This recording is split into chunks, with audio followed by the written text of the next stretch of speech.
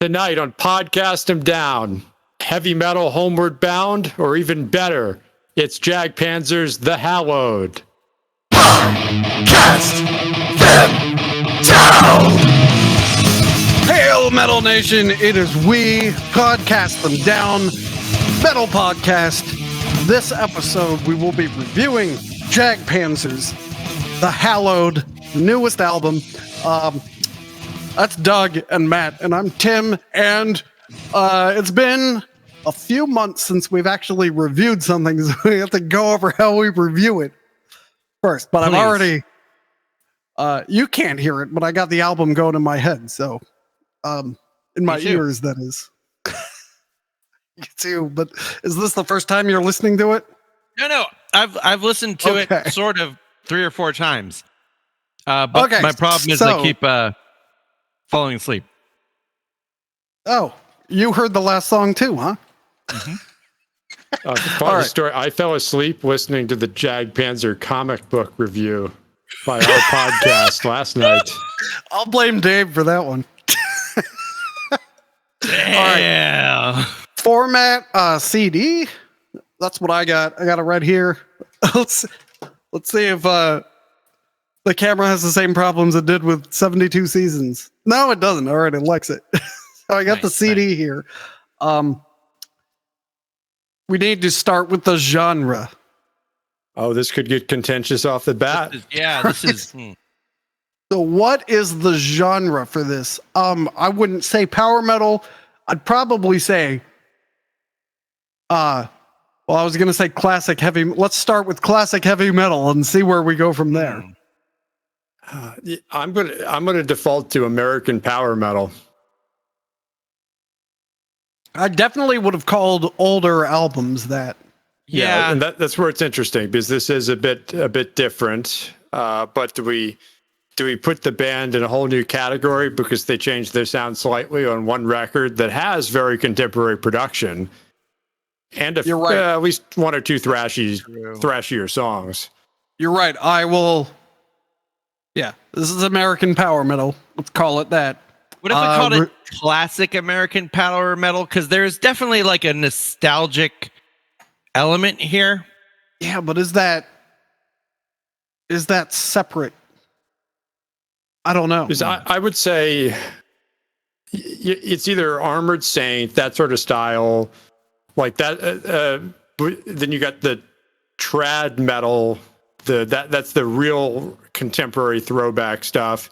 Yeah, to me, this is it's in the spectrum of American power metal, but more on the traditional side. Okay, I buy that.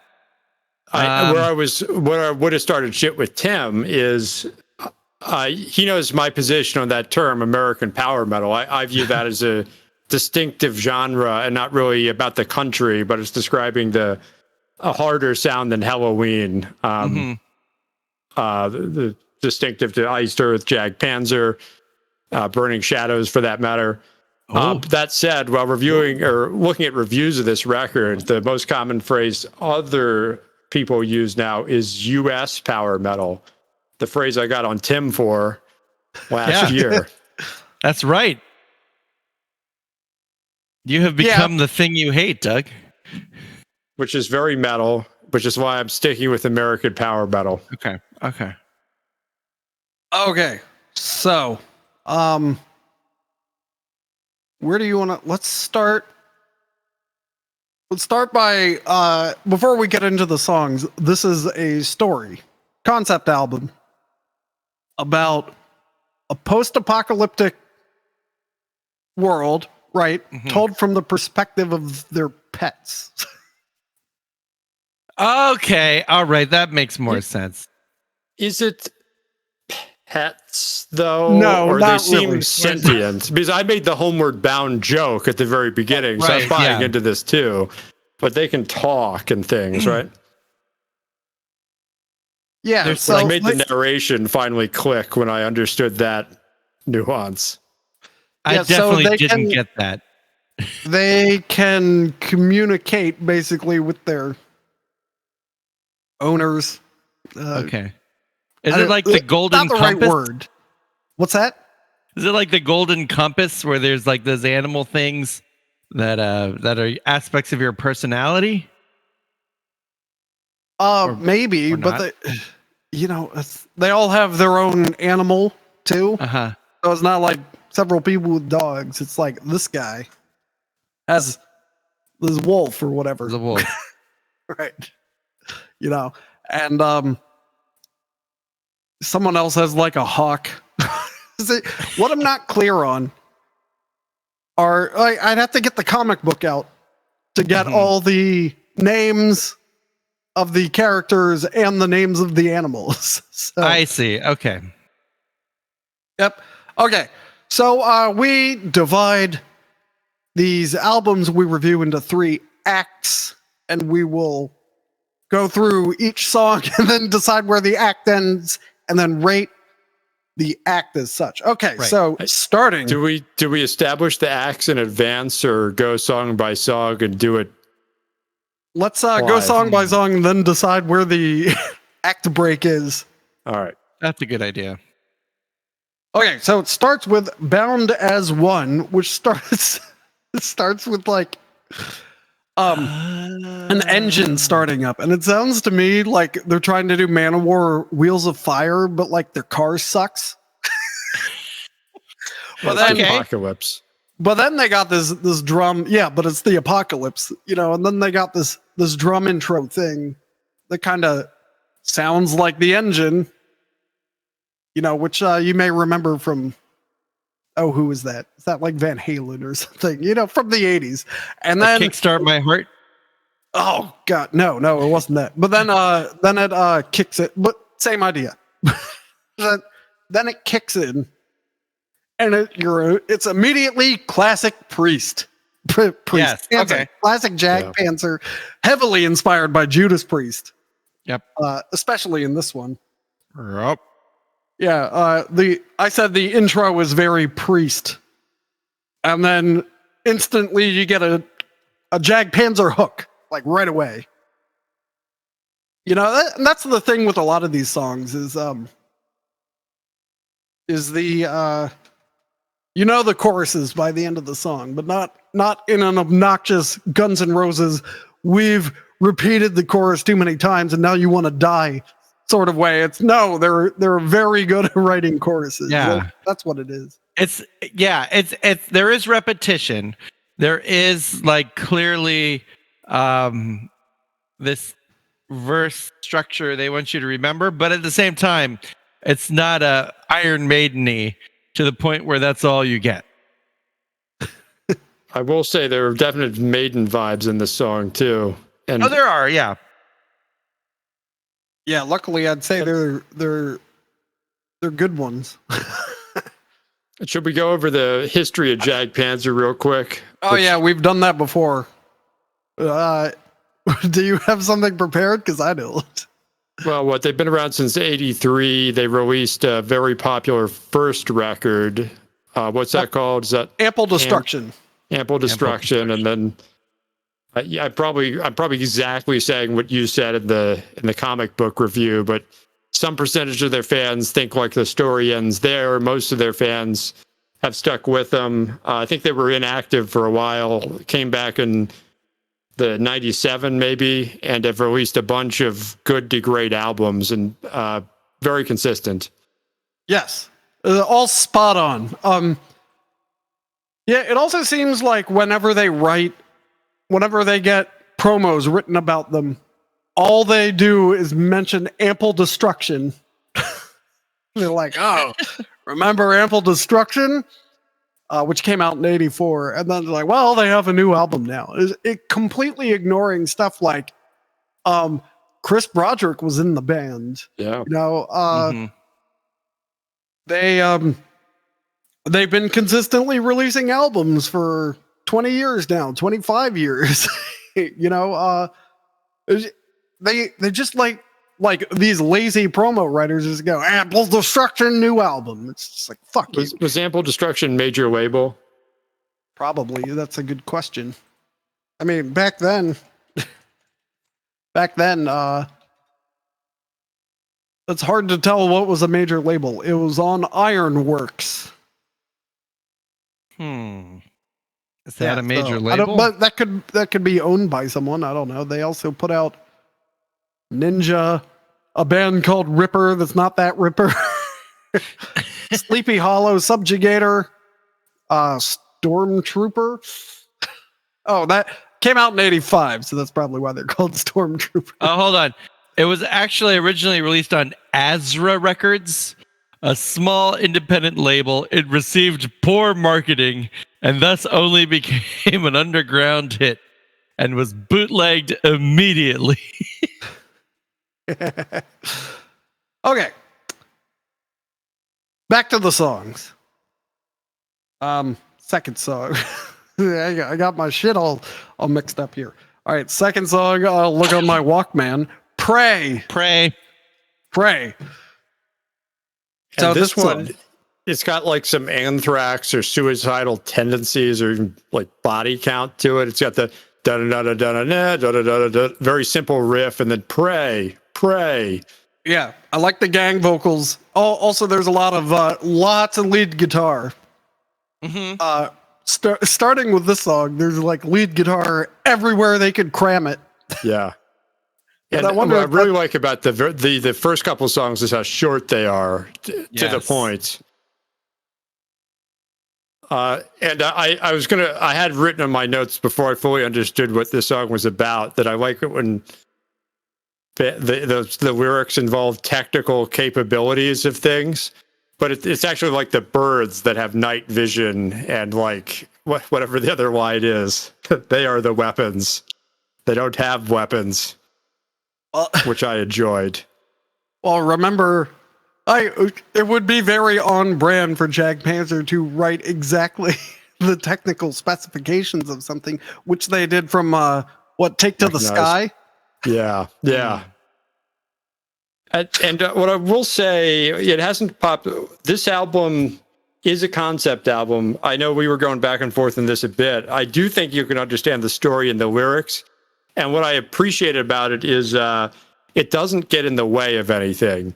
There's only a couple songs where sort of the narrative in any way steps on the music because they need to say things. Right. I thought it was very well done in that capacity. Yep. Yeah, I agree. Okay, so next. One more thing about Prey. I got like Predator vibes. The movie. That's what I was thinking of. I was thinking specifically of that scene with the, when Predators like they got the heat-seeking camera. Oh, I see. Yeah, That's what I was thinking of listening to Prey. I love Prey. It's definitely my favorite song in the first act. Yeah, agreed. Oh yeah. I want to hear it live. Birds of Prey. Yeah. And I also want to see if the audiences can say pray when they play it live because it's like on an upbeat or something. Yeah, it's like da da da da pray. Pray. Yeah. Say we just did it. Right. So clear without practicing. So clearly it's up to but we're also well established. We're well established that we're musical geniuses. Right. Okay, next song, Ties That Bind. My immediate reaction to this is that teamwork is not metal.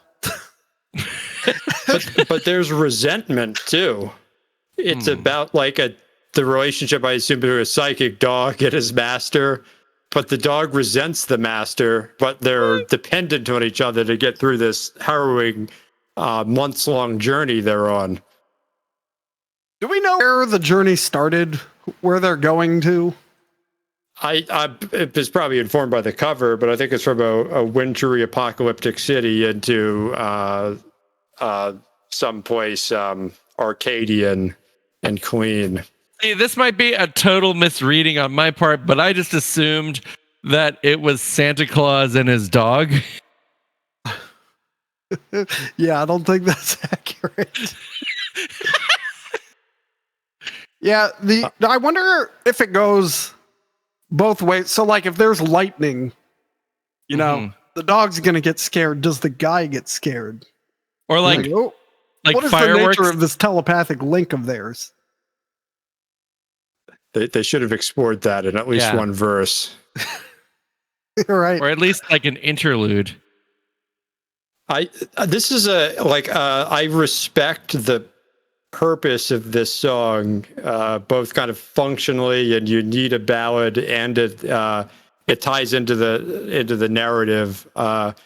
It's fine. It's not the best power ballad. I'm sure Jag Panzer has their equivalent of "Hallowed Be Thy Name," and this won't be it. But it's a good song. Yeah. I know I was down on teamwork, but it's also very metal to have a bind with someone, and usually that bind is just metalness. with the mutual shared resentment at the same time. Yeah, that's key, I think. Because it's a bond that you wish you didn't have to have, I guess. And this is, I'd say, one of maybe two songs where it feels like Crucible of Man or Framing Armageddon-ish, where the story they're trying to tell starts to step on the song just a little bit. I still think it works, but you can feel it's a story. But it's a little plodding here. Maybe also because it's the ballad structure, but it's like, all right, come on, keep moving, keep it going. Okay. I put the act break here. Oh, we're not going to fight because I agree. I think that's right. Especially because of the opening of the next song. So let's rate the first act before we get into the second act. So scale of 1 to 10. What would you give that act? So that would be Bound as One, Pray, and Ties That Bind. Listening through this album, I am like not at all annoyed. I don't think Ties That Bind is plotting. So I'm going to give this a near perfect score. Wow. Because Pray is so good, and you get remember the problem with 72 Seasons was every song was the same for a while. And these are not the same. No, they're and not. I scored 72 Seasons pretty high. So clearly this has to be higher because all the songs are good. They're varied. My only knock on them is that they just kind of stop. So, they go and then they're done. There's no ending. You have the whole podcast them down canon in front of you, right? What were our scores? Buy a cannon. Oh my God. What were our scores to Act 1 of that Camelot record? 7.5. Anyway, I'm giving this 9.5 for Act 1. And 9. you gave Camelot's The Awakening an 8. I gave it a 7.5 for Act 1. Yeah, that's almost a fallacy because this is a stronger first act. If there's anything, because you're right, if there's anything, these are 3 short songs, not super consequential, but that's exactly the point. You don't want anything else from an album opener. You got a lot of variety, 2 fast songs, a slow song. You're right, it's a 9.5. One thing I missed on my notes, the bass guitar is busy. Yeah. Especially in Ties That Bind. And because of the production, you can hear the bass guitar. So excellent Morris sound, Jim Morrison, right? Yeah. Yep. Crystal clear production. You could hear every instrument, and the drums are very 80s sounding, aren't they? They are. Not a criticism, but what's your review, man? I mean, I enjoyed it. I'm not gonna say I enjoyed it as much as either you two. They're a fun couple of tracks. I'm gonna give it a solid 7. I think that's fair. Oh, you scored it lower than the beginning of 72 Seasons. Okay, I will give it a 7. I'll give it a 7.3 just to fuck Okay, you, higher Tim. than your review of 72 seasons. Okay. Moving on. Act 2 opens with Stronger Than You Know. My one note on this is so many leads and whammies. Yeah. Yes. Lots of whammies. And there are little solo licks like all over the place. I think the new guy, the lead guitarist, is making himself hard to replace. No one will learn all this. It's gonna take years, you know. So like every vocal line has a You got solo after it. Yeah. Every single one. And to great effect. This sounds like something off of the Firepower, the Judas Priest record, or Defenders. Like it's very over the top for what it is. Like it's it to 10. Totally, because also the drums, like during the vocal line, the drums are like going, and then go into a beat under the solo. So it never relents. It just the power just shifts between instruments, and the lyrics are fantastic. These wings of ours know only glory. Defeat is not a word we know. Proud we soar in every story. Terror is the seed we sow. Yeah, and like the bridge where you'd slow down, if I recall, the song speeds up, and then you get the extra intense ending with the "Take the Sky" added to the chorus. Take the sky. Yeah, this is a fantastic song. Yeah, this is a good song. Any further comments on this, or should we move on to Onward We Toil? I feel like we need to toil onward. I think this will be great live, especially because of the part. What's the technical term for that? So the humming, the melody. Oh, I don't know. Must be one. Yeah. I think you're right. There's No, I got nothing. I'm not sure. But it's another song about forward movement. It's got kind of a from the bell tolling opening, if I recall. It's pretty good. When I hear Onward We Toil, that sounds like farming to me. It's like, gotta toil. Like Falconer. It sounds like it's trying to sound like Old English a bit, but it works in the context of the actual delivery. Yeah, but yeah, it's them moving some more. Sky Riders will search the Highlands, so I guess they're in Scotland.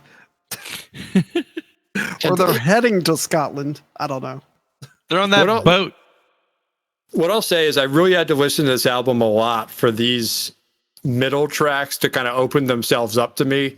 And I think that's part of how strong the first 4 songs are. Like these are really anthemic and amped up, just a step back from what we just left. So like I kept listening to this album kind of backwards and realized that like almost the whole thing is fantastic. Spoilers. Yeah, this song also has a good driving beat to it. You know, before the So I think all of that's going to again make it a great live song. Chorus is instantly catchy. It's not done too many times. Yeah, this is just another great song. This is very Jag Panzer as well, I think. Okay. All right. I see that. Okay, next. Edge of a Knife. All right, what do I got here? Weird intro. Traveling forward through dark, bleak times. I wrote that it's a weird intro. Yeah, it has the goofy electronic-y sounds. I thought there was something wrong with Apple Music. I really like the intro and outro. I think it's both kind of the radio signal. Yeah, so that's what I was wondering. So how does this tie into the story? And is it that the sound effects have to be part of it? Of course. You don't think a sentient wolf knows how to operate a radio? No, I don't. Oh. I don't think anyone knows how to, you don't dial radios anymore. When did the world end in this story? Because you're not going to find a radio you can tune with a knob anymore. It may be the only thing that works. You raise an interesting point, though. I guess a lot of those post-apocalyptic, we're going to be connecting to those low orbit satellites now. Yeah. Searching for Wi-Fi signal and charge our lithium batteries. Yep. Let's see. I'm trying to. I read you all my notes for this song, so I think this might be kind of a weaker one, especially following the previous two. But it's not a bad song. It's just not as good as the other songs. Yeah, I mean, it's another song about walking in the snow. Yeah, with a bunch of solos, and I feel like when I got to this song, I'd be like, didn't I hear this? Well, first I was like, what are all these bloopy blips? The sweeps, the creeps, and the bleeps, whatever. And then the sweeps, the creeps, and the bleeps. Yeah, you know. But I just felt like, this is kind of the same that I've heard before. And they've been so disciplined in their compositions through now, and this is the first song that in any way feels a little long at 6:05, but not really. But I would agree, it's not. It's the weakest of these anthemic mid-tempo songs so far. But on this album, that's not to say it's bad. Yeah, no, it's just not the best of this album. It's like calling like Metal Meltdowns the weakest song on Painkiller, but you know. Right. Do you end the act here, or do you end it after Dark Descent, track 7? I ended it after Dark Descent. Okay, so Dark Descent. Let's. I could go either way. So, if you have a strong opinion, I can live with either. I don't know. Like for me, I feel like that interstitial narration is enough of a break to say this is the act break. Yeah, but don't you get more of those? I think you get more of those later.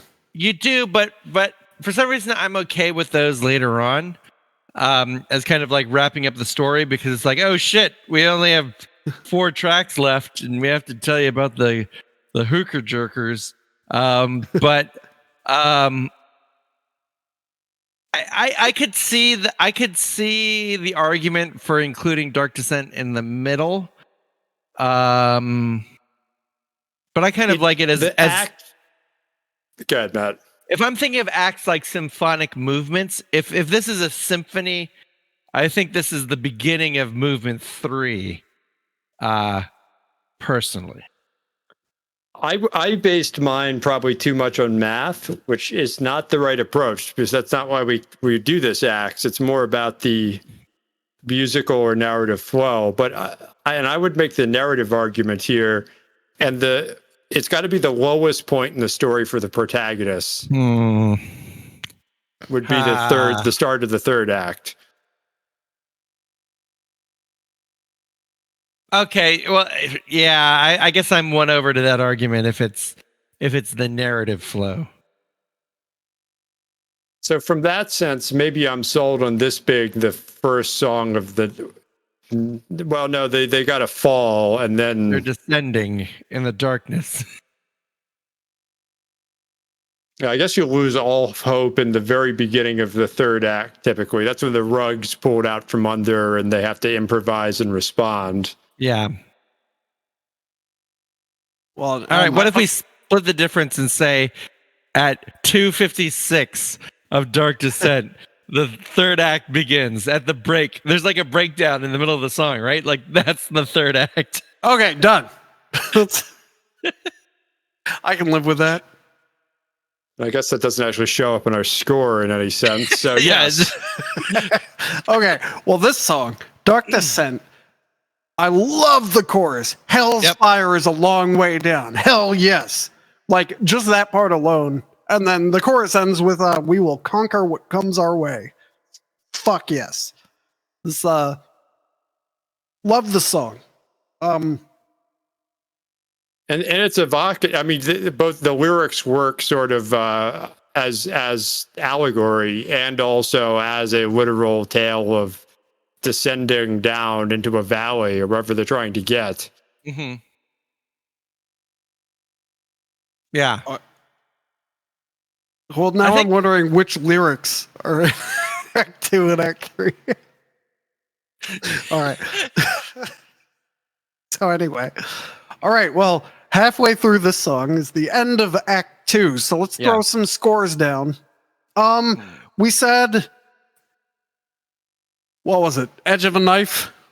Weakest song? Yep. But still good?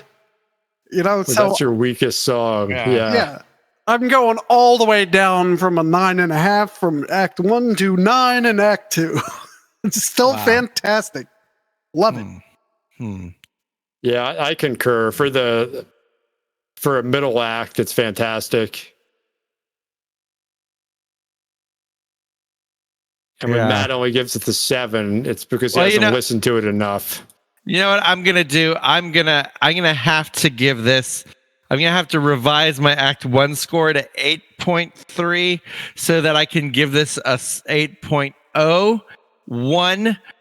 Because most of my favorite parts of Dark Descent are the Act 3 part of Dark Descent rather than the Act 2 part of Dark Descent. So I will note that it's dropped some points here. I agree, but I will say this is an 8.01 here. This is I think I was a little harsh earlier on, and on hindsight, maybe I'm gonna bump these scores up. Okay. So, Weather the Storm starts with the sound of the ocean because after 7 full songs of walking in the snow and flying above the snow and going down the valley of snow, they have made it to the water. And now they have to cross the treacherous waters.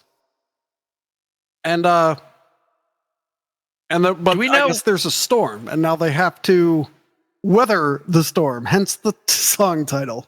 But do we know why they have to cross the water? Is that made clear at any point? I think they know where they're going. Maybe they're following the radio signal like that game Wrapped. Okay. That makes sense. Who are their unexpected comrades? Yeah, so they ride on the backs of their unexpected comrades in the water and ride them through the storm. Now, are they whales? I hope so. Are they turtles? Like what? I don't know. I don't think a turtle could survive an apocalyptic snowscape. Yeah, but they're in the water now. So now it's cold. What?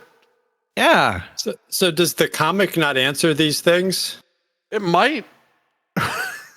Remember, the comic is like all disjointed. How about you talk amongst yourselves and I'll go find the comic?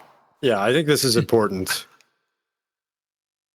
Jag Panzer comic book. At least in DuckDuckGo, doing it incognito search, the podcast him down is the first thing that comes up when you search for Jag Panzer comic.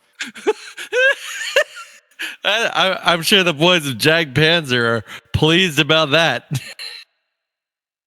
Who's pleased about what now? I would say when I searched for Jag Panzer comic, our podcast was the first thing that came up. You're welcome. Let's see. Well, since we're taking this detour, let's see. Much like the characters in the song. Yeah. Okay. There's someone with panthers. What song has panthers in it? There's something wrong. I have to get there. Remember, they put all the They put all the song titles in here. All right, ties that bind. Mm-hmm.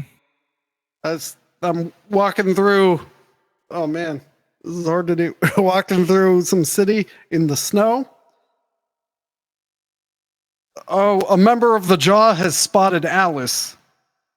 Okay. Those are the bad guys. The Jaw. The Jaw. Send birds to investigate the source of the smoke. Okay. So then the birds happen to be stronger than you know. All right. All right. Oh, and we don't need my birds to attack. Let Hades, Hera, and Zeus do that. All right. The gods? Okay, so the Jaw could be heard howling in the distance, but we must move onward. Onward we toil. I'm guessing the Jaw is maybe that guy. He's Wolf. No, isn't Wolf confusingly the name of the guy on the cover? Yeah, I think Wolf is the guy with the dog.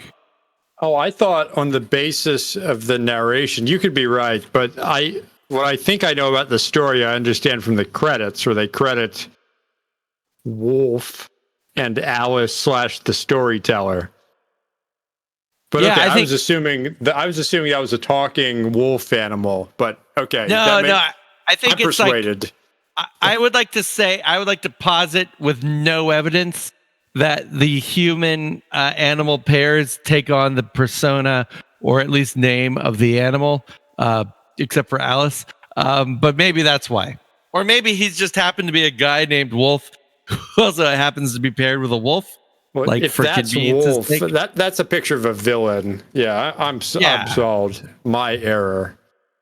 Okay. Well, I don't know how satisfying this answer is going to be. Okay, so during Dark Descent, they get attacked by like bat creatures. Whoa! Right, and then the jaguars attack the bat creatures. Holy shit!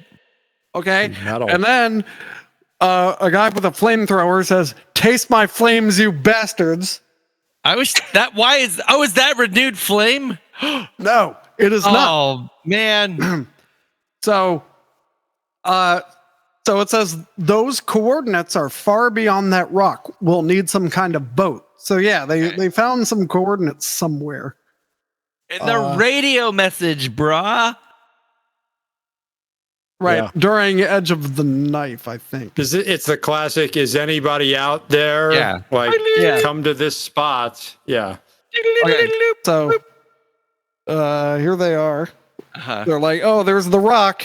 Okay, but then there's a dolphin friend. No, it's a dolphin. I don't know if you can tell on here, but it's definitely a dolphin. And then here they capture it. They throw a lasso around it, and he says, "This big thing will feed us for a week." And then the dock collapses. And we were all hurled into the ocean. Everything grabbed onto anything that floated. And then guy in a gas mask says, "Forget the animals. Hang on to the wood pieces. Do not get up. We will weather the storm." Okay. All right. Okay. Is this when the dolphin starts talking and like, if you wanted to ride to the rock, all you had to do was ask, friend. Basically. So in the very next panel, I guess they have ridden the dolphins to some tropical beach. I think that's only if you turn to that page to ride the dolphins. Turn to page 8. If you try to swim, turn to page 12. Oh, hell yes. I'm going to write a Choose Your Own Adventure album. With ChatGPT, I don't have to like try anymore at all. I would totally make it do it. That would be amazing. I give it 2 ears. I hope you like the same rhyme scheme forever, because that's what ChatGPT gives you. Yes. Which I learned when ISENMOR did the April Fool's Day song about dinosaurs. It's an AABB rhyme scheme that ChatGPT gives you and nothing else. Anyway. I love that song. I need to make that. I was hoping you were writing like, fuck them, I'll just write the new album. Wait for it, Doug. No, that's an RPG thing. Fuck them, I'm going to write the new album. So, what the hell were we talking about? Okay, so the riding dolphins. Well, And, we just the unexpected comrades. yeah. Yep. Well, they're the backs of brothers on the heavy waves that crash on all sides. Yes. And then do I have any thoughts on the song? I don't even know anymore. It's fine. Yeah. It's 4 minutes, 15 seconds and catchy in its own right. Here we go. I wrote there's a weird creeping lead part behind the vocals. So every time Harry's singing, the lead guitar's going like it sounds spidery and not spooky enough. Oceanic. Yeah. Okay, I can see that. So I have literally no notes for Renewed Flame. I like the fake orchestration in this song. And I got to say, I don't think it works when bands pay for classical musicians to record simple parts. I think just do that in a keyboard. It fits the music better. It always sounds better. Now, just for counterpoint, I actually believe it sounds better when bands pay for symphonic players if they record it correctly. Okay, Joey DeMaio. No, I think that's great. Go if you have a vision, if you're gonna justify having a violin, use a fucking violin or a whole string section or a bassoon. Get a fucking bassoonist. They need work. They need money too. Certain violinists in ISENMOR were annoyed that there was a fake violin on Truth and Legend by Burning Shadow. And it's like it's literally a violin part. And I said, no, I'm sticking with the fake one. That's great. He's like, oh no, we could find a violinist somewhere. I quit the band if you don't recall this. So Renewed Flame does have a great guitar solo in it though. It does. I mean, again, it's fast, but it's not annoying. A lot of fast solos are just dumb, or like uninteresting. This one is actually interesting and fast, which is, it's a mid-tempo song too. So he's going really fast. Well, I think it works dramatically too, because this is where past all hope is lost. It's going to work. This is us coming together for that last push. Yeah. Yeah, they're free from the bonds and chains, and now they're on the island. And side by side, we start to burn a renewed flame. So yeah, I guess the low point was they weathered the storm. Now they're on the island, so everything's wrapped up. So here comes a 10-minute song. Last Rites. Well, to get technical, it's 8 minutes and 20 seconds of actual song. True. Oh, you looked it up. Okay, so it has narration. And I believe in the liner notes, the female at the end is related to the drummer in some way. Yeah, let me find it. You can listen to me finding it with the booklet. See, you don't get a booklet. Same last name. Listen Thursday for when I complain about cardboard sleeves. You don't get a fucking booklet with a fucking cardboard sleeve. You get a jewel case, booklet. Damn it. All right. Anyway. A jewel case that always comes cracked, and then you got to do that ritual where you shake the jewel case to get the insert out. Yep. Mine is not cracked. You find an album you don't like as much to swap out the tray. Yes. Yeah, it's a good way to visually know right away which albums in your collection that you display are better. Exactly. Especially when the end is cracked. That means something bad happened. Yeah. Okay. What was I doing? Oh yeah. Trying to make an audio segment out of looking stuff up in the booklet. narration is Alice, the storyteller, Sophia Stjernquist, which is the drummer is Ricard Stjernquist. So it's either Mm-hmm. I don't His know daughter. his daughter, My or his daughter's wife, Sophia. his sister. Could be his mom. Hey, back in my day. It would be great if it was his mom and then they like voice processed her. Like, remember when I don't think they actually used it, but remember like James Hetfield had the kid voice effect for Enter Sandman. Yeah, before they decided to use a real kid. Yeah. Yeah. Okay. I think the song's fine. It's kind of three movements, and they tie together. They sound different. It's like a Steve Harris song if it were good. Right. However, I don't know if it's just me, but I have the hardest time paying attention to this song. Yeah, Yes. I agree.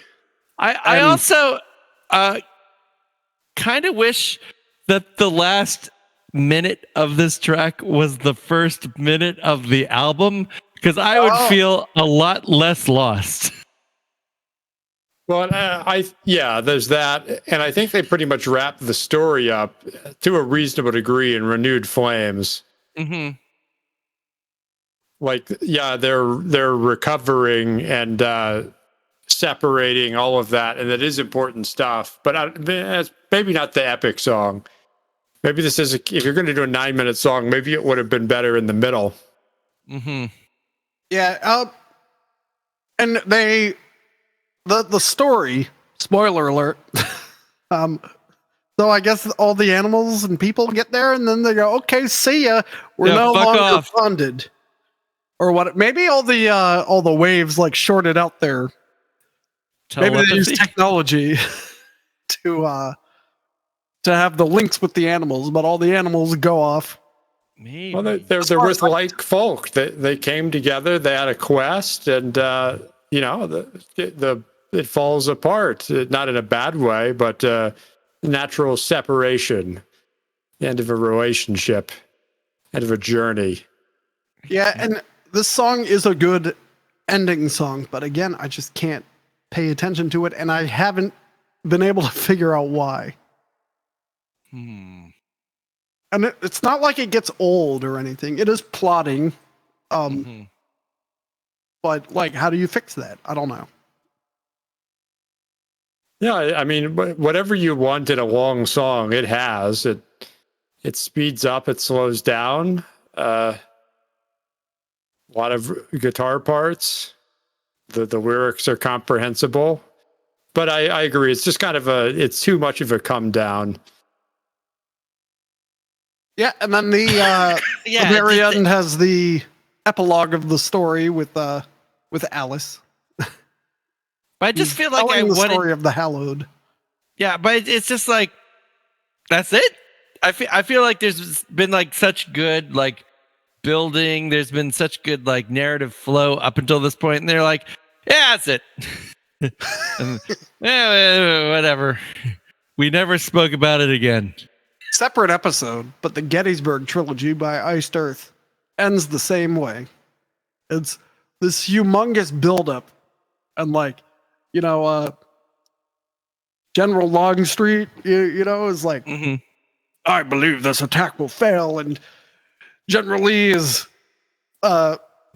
riling up his troops. Yeah, again, different episode. And they charge, and it kind of grows, and then it goes, it's over now, we are retreating. Like, they couldn't have tried harder to ruin the crescendo in that song. This is miles away from that. This is just kind of like, all right, we're done here. And this is very Iced Earth, the down, down, down, and then the lower vocals. Yeah. The bonds will soon be released. Yeah.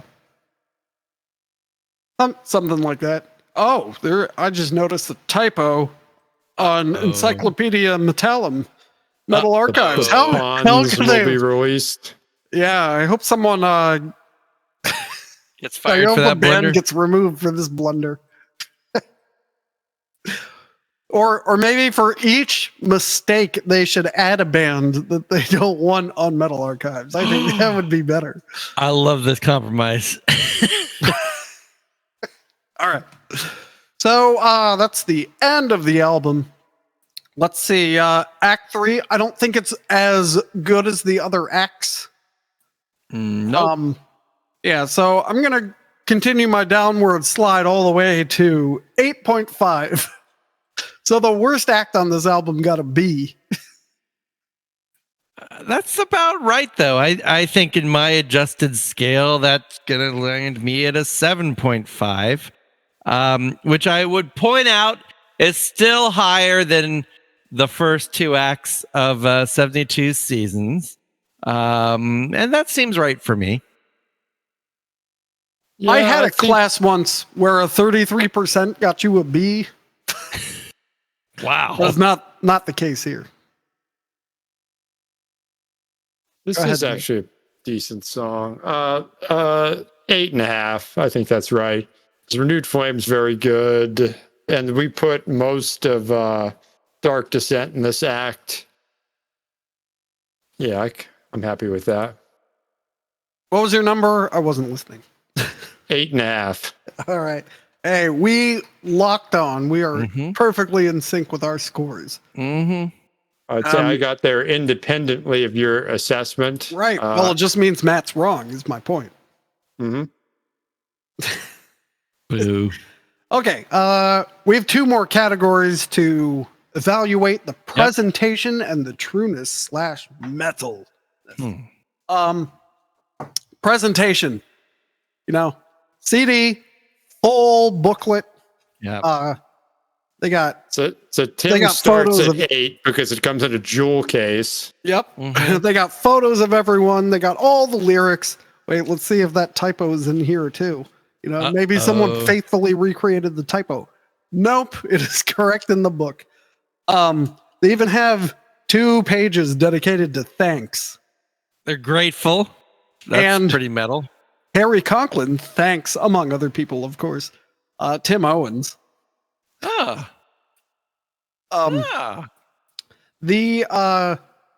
lot of the creatures, like this guy, was done by a guy named Jan Sek, which is he is one of those guys that just emails every band. He goes, "I do artwork. Do you need artwork?"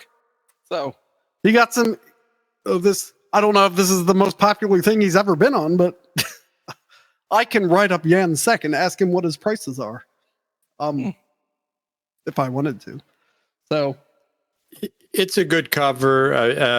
I mean, they're all Corel Draw or whatever now. Nobody's doing acrylics. But the one thing I was thinking of, which I was rambling about incoherently on that previous NPR, or maybe it's a future NPR, who knows? But like you have to do a cover these days that scales to vinyl. Right, like if you're looking at like an Old Man's Child or a Dimmu Borgir cover from the mid 2000s, like Matt's favorite album, Death Called Armageddon. Yeah, that was done for the CD. So I haven't seen the vinyl of that, but I'm sure it kind of looks like shit. Now we're going back to probably the default being the vinyl and shrinking it down, so you get the higher quality artwork. Of which this is. It's timeless.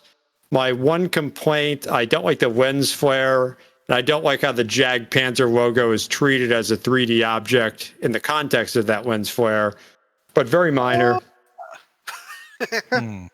The image itself, I mean, it's classic Mad Max and Dog or Fallout. It fits the story, very metal tropes. One detail I want to point out is the album name, the Hallowed. They jammed the into the negative space of Hallow between the 8 and the L's. I like that. That's cool. Well, the problem is I like the artwork. I like how it's tied in to the comic and all this stuff, but the Hallowed, the way it's presented to me, I like how the Jag Panzer, even with the lens flare, which I agree with Doug, is overboard. I like how it's in the background, whereas the Hallowed in the front, it just looks like a Hallmark Christmas movie font. And it's just like I feel like that could have been incorporated better into the design of that. It's almost like an afterthought. It's like, oh shit, we forgot the album title. Ah, fuck. All right, give it a semi spooky Wind in the Willows font. And it feels fonty, and I disapprove of the not being capitalized. Right, it's not capitalized. And I just don't. It could have been shifted over into this space between the dog's leg and his leg. It just right. Seems. Let me propose something to you. What if the artist gave him room? Yeah. What if the dog's rear legs were part of the H, and the dog's front legs were part of the L's? That's fine. I would love that. like if the dog himself was part of the word, yes. Okay, I mean, they did that with Jag Panzer, so yeah, might as well do it with the dog. Let me propose something else. There's a lot of like animal stuff on this album. What if the O was like a paw print and the whole thing had a Jumanji vibe? Like, what if the W in the Hallowed was a paw? There you go. Yeah, that might work better than the O. Yeah, well, I agree. Jag Panzer, the logo, that's what it is. Too bland, too. Yeah. Like, spice. I'm not a fan of the. It looks like a photograph. You're fucking Jag Panzer, you know. Like, on the back. Yeah, no, I'm with you. Like under the track whatever list? the liner art, that's the called tray art card. I like. Yeah, this is a little. It's fine. It feels like it doesn't live up to the cover. I'd be curious what's in the back of the vinyl. I guess probably the same thing. All right, let's talk about the band photo. This is one of this. You couldn't look more like how they should look than this picture. Totally agree. You know, when I first saw that photo, I was a little sad, just because some of the faces and positions, the way that's posed there. I know that took a long time to set, but at the same time, the more I thought about it, it's like, no, these guys are fucking doing what they want. They're living their dream. I believe we addressed this on a different episode, didn't we? Yeah, we did. So no need to rehash it. But yeah, I like the photo, especially the way Ricard looks. Yeah. Okay. Presentation. Oh, so the mix was good. I listened to this actually on 3 different systems. And I thought the mix sounded thin on one of them, which was odd. I would have liked more guitars. The level of the guitars in Prey was perfect. And I'm pretty sure they're louder than most other songs on Prey. Yeah. So that's my only knock on the mix, but that was clearly a choice that was made. The mix is really good, really clear. You can hear the bass, which is strange. less strange these days. And the narration, all that, if we're putting that in presentation, it's just enough so that if you're into the story, it helps, it accentuates, but it doesn't detract from the music or at the song level. Well, that's probably why it's at the very end and not the beginning, Matt.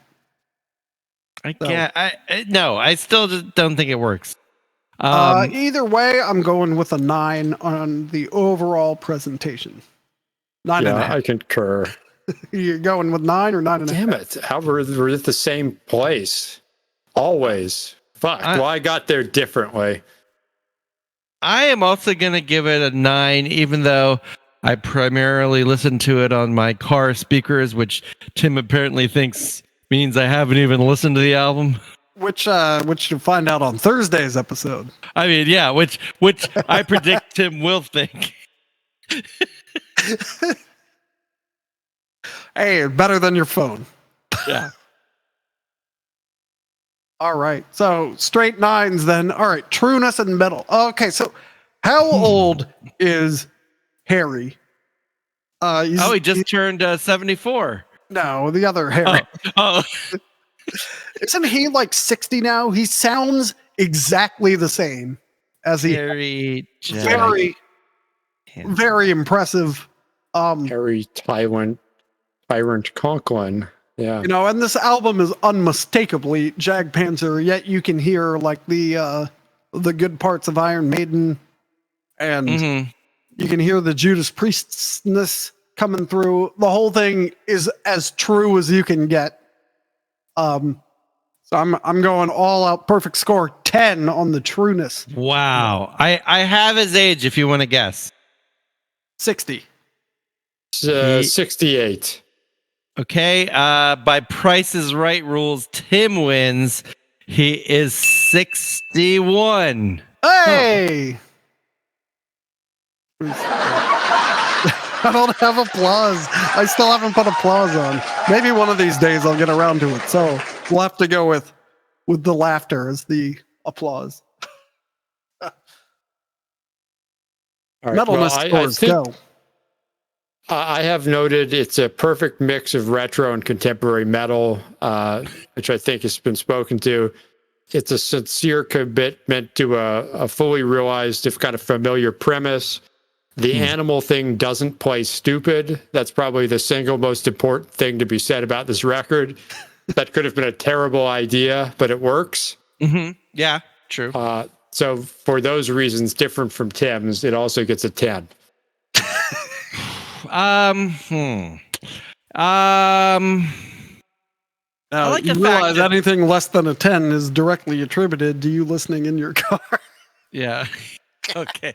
Due to the fact that I listened to my car, I'm going to give this a 9.3. There's a lot of things I like about it. I like the fact that